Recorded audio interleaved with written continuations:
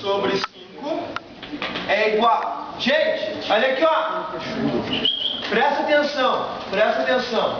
Olha aqui, ó.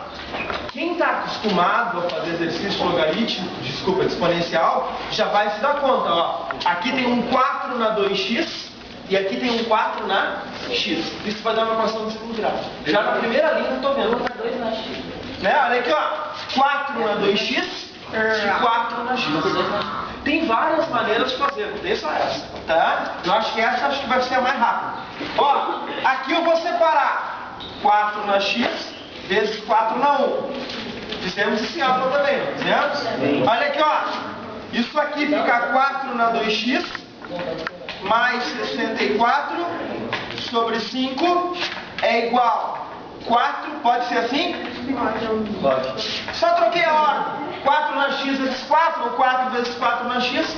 Gente, acabou, gente, o exercício. Porque olha aqui, ó. O 4 na x eu vou chamar de quê? De y. Acabou. Ó. 4 na x eu vou chamar de y.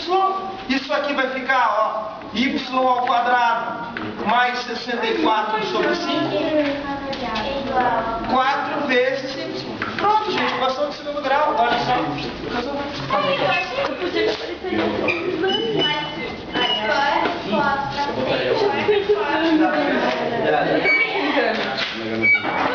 Eu podia aparecer.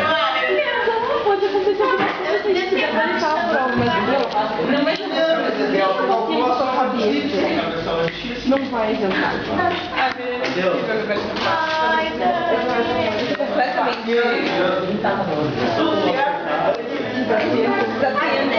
Você que é um pouco. Não é que eu fosse me fazer na regra. Eu dela, você vai fazer.